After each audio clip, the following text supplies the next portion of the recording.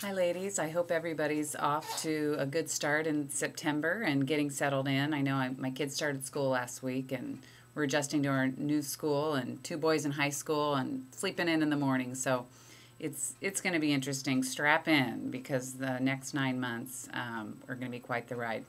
I want to share a few important things with you guys, but before I do, I wanted to tell you that I've been reading this book, Blue Like Jazz, by Donald Miller, which has been out for quite a while. I've had many friends tell me that they thought I would like it. So as I'm reading it this morning, I'm really drawn in to the way the author writes with just a stream of consciousness. And he's sharing stories about his life, very reflective. He's a man that asks a lot of questions. He's an artist, a writer. He's a bit cynical, which I like. So far in the book, I'm not finished because a lot of his cynicism he resolves throughout the book as he's talking about what it means, what Christian spirituality is to him. But I wanted to share a little bit as we are starting our outreach on the west side and really talking about building relationships with people that don't know the Lord and exploring what that means and coming out of our comfort zone. I want to share a little bit from the book. He talks about his pastor friend Rick, who started Imago Dei in Portland. I'm sure you guys have heard of that. And that he, as a Christian, is just serious about loving people right where they're at, regardless of whether or not they consider Jesus the Son of God. And he loves them because they're hungry and they're thirsty and they're lonely.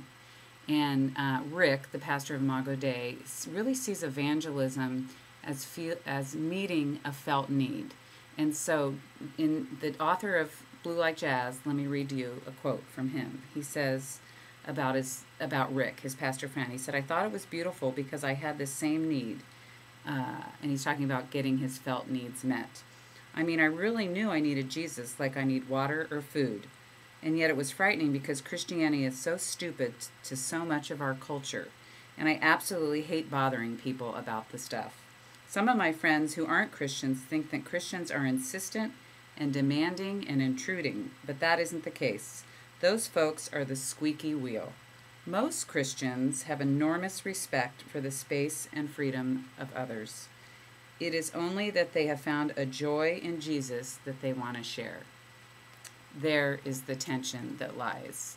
And I thought that was really interesting because I know as I pray and think about the people that are in my everyday world, some friends and my family, that I do have tension between wanting to love them and knowing that they have real needs, they have felt needs, yet feeling like I want to share the gospel with them and I want them to know the source of my joy. And so I'm in a place where I don't know how to resolve that tension, but I know that I want to be intentional about continuing to build a relationship with these people in my life. So just a thought that I wanted you to reflect on. What I really would like to do is give you a few dates that are coming up, and I'll follow up with an email, but I thought this would be fun to try a little video communication just for something different. So first of all, this Sunday on the 12th, we'll have a mission and worship night, and I really encourage you to come, bring your leaders. This will be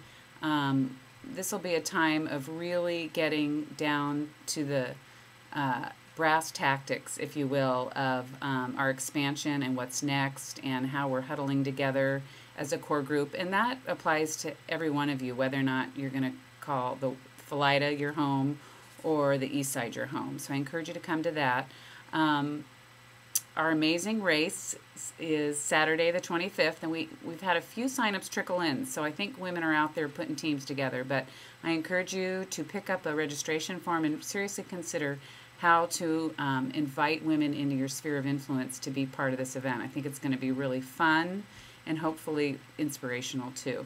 Our alignment series starts Sunday, October 3rd. It's called Whole Grain Living, and we're going to use a book by Dietrich Bonhoeffer called Life Together, and it's a suggested reading. You don't have to read it. We will also have a devotional book like we've had in the past. So I think most of you are familiar with how we do an alignment series. So that begins Sunday, October 3rd, and will run the whole month of October. Let's see, next, just want to let you guys know that on Sunday, September 19th, we're going to be having a ministry fair. And that will occur right after both services and on both campuses.